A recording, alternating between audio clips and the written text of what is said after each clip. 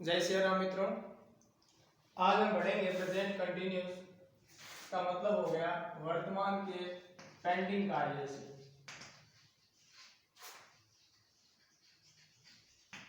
वर्तमान समय में बोलते समय या वर्तमान समय में करंट समय में जो कार्य पेंडिंग है, जो कार्य हो रहे हैं, चल रहे हैं, उनके लिए प्रेजेंट कंटिन्यूस टेंस का प्रयोग होता है। बात करें तो at this time, at present,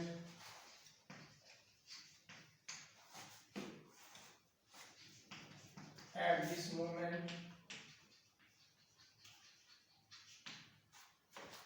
जैसे Ram is reading a book at this moment, यानी इस क्षण राम है वो पुस्तक पढ़ रहा है, तो ये कार्य है वो पूरा नहीं हुआ है, चल रहा है, इसलिए यहाँ पर प्रेजेंट कंटिन्यूस टेंस आता है। और ये जो प्रोग्रेसिव क्रिया है, इस क्रिया का मतलब ही पेंडिंग कार्य से है, पेंडिंग वर्क से है। आगे देखिए कुछ और adverbs, now, today, tonight,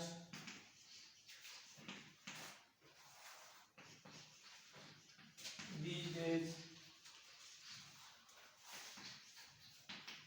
this day. For example, these days we are teaching in schools. तो करंट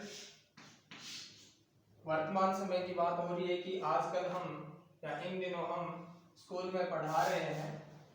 तो ऐसे सारे काम जो वर्तमान में चल रहे हैं, लगातार हो रहे हैं, पूरे नहीं हुए हैं, वो प्रेजेंट कंटिन्यूस टेंस में आते हैं।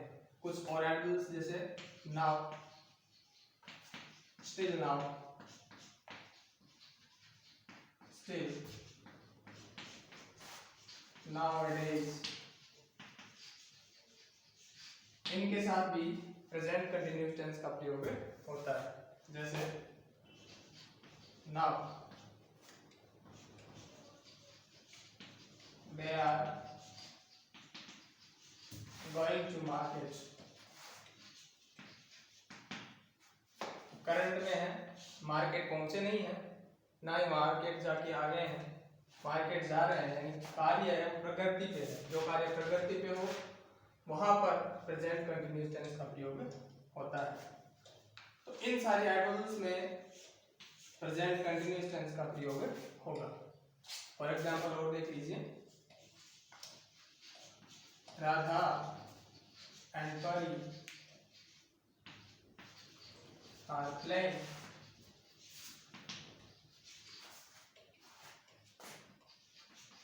स्टिल, यानी अब भी राधा और परी है वो खेल रही है। इसी प्रकार एग्जांपल और देखिए, नाउअडेज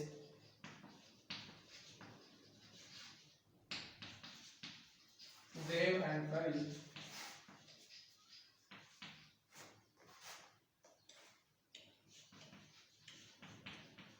trying to learn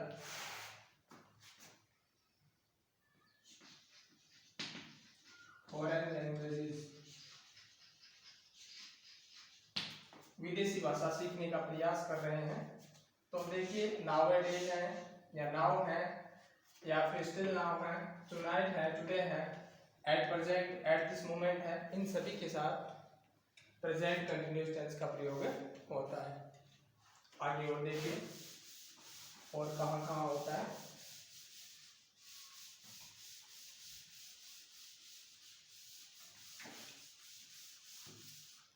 जैसे हमने प्रेजेंट इंडेफिनिट टेंस में चर्चा की थी कि कोई भी फ्यूचर प्लान्ड एक्शंस होती हैं वो दो तरह से होती हैं, एक तो पब्लिक और एक पर्सनल।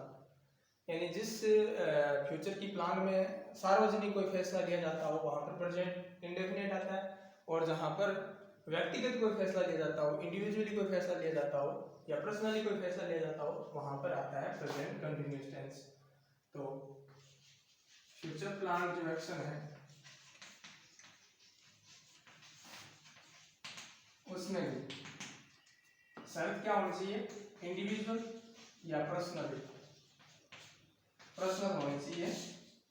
जैसे कि मैं मेरी पर्सनली बात करूंगा, I am going to Jaipur the next day.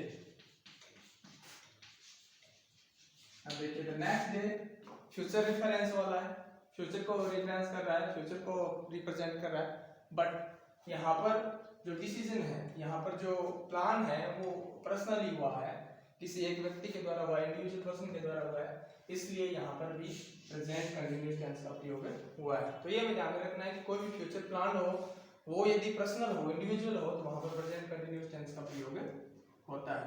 जैसे Ram is coming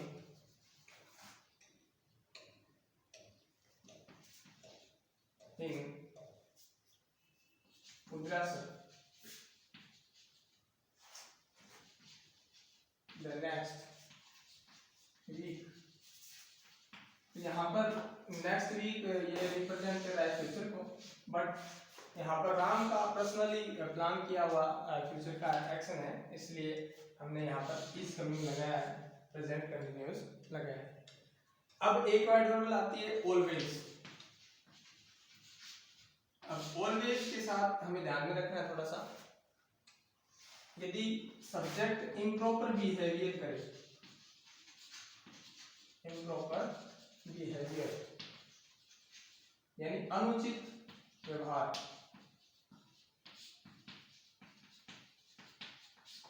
adverb always आ जाए, इसके साथ आपका जो सब्जेक्ट है वो क्या करे, इम्प्रॉपर बिहेवियर करे, यानी किसी को टीज करे, किसी को गाली दे, किसी को ब्लेम लगाए या किसी की खींचातानी करे, डांटे फटकारे, तो वहां पर भी प्रेजेंट कंटिन्यूअस टेंस का प्रयोग होगा, क्योंकि प्राय ऑलवेज के साथ प्रेजेंट इंडेफिनिट का प्रयोग होता है, और इसके साथ यदि पास्ट का डेड सब्जेक्ट आता है तो पास्ट इंडेफिनिट का प्रयोग भी होता है। लेकिन ध्यान में रखना है ऑलवेज के साथ यदि इम्प्रॉपर बिहेवियर वाला कोई सब्जेक्ट आया है, सब्जेक्ट अपनी एक्शन में इम्प्रॉपर बिहेवियर कर रहा है, तो वहां पर ऑलवेज के साथ प्रेजेंट कंटिन्यूअस टेंस का प्रयोग होगा। कुछ जैसे आप ध्यान में रखना, बतख, ऑलवेज प्लस बतख, बतख का मतलब बी फॉर ब्लेम से है, ब्लेम का मतलब दोष लगाना, ए फॉर एक्यूज से है, एक्यूज का मतलब टिप्पणी करना, दोष लगाना, टी फॉर टीज से है, टीज का मतलब किसी को गाली देना, परेशान करना, छेड़ना, ए फॉर एब्यूज से है, एब्यूज का मतलब गाली देना, सी फॉर कंप्लेन से है, कंप्लेन का मतलब शिकायत करना। तो ऐसी क्रियाएं प्राय कर ब्लेम, एक्यूज, टीज, एब्यूज और कंप्लेन, इन क्रियाओं के साथ यदि ऑलवेज का प्रयोग हो रहा है तो वहां पर प्रेजेंट कंटिन्यूअस टेंस का प्रयोग होगा। जैसे बात करूं उदाहरण के तौर पर,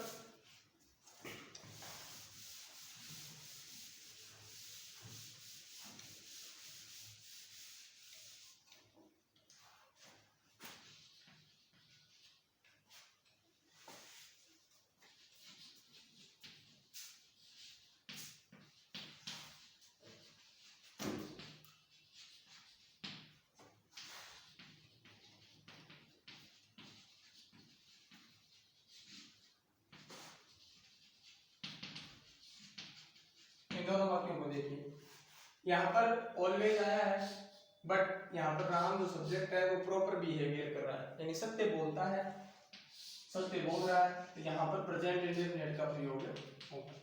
जहाँ पर कर्ता उचित व्यवहार करे वहां पर इंडेफिनिट, और जहाँ पर कर्ता अनुचित व्यवहार करे यहाँ पर देखिए, राम इज ऑलवेज एब्यूजिंग। अब एब्यूज कर रहा है यानी अनुचित व्यवहार कर रहा है, इम्प्रॉपर बिहेवियर है, इसलिए यहाँ पर ऑलवेज आया है, फिर भी हमने प्रेजेंट कंटिन्यूअस का प्रयोग किया है। तो ये हमें ध्यान में रखना है। जैसे एक सेंटेंस वो देखिए, राधा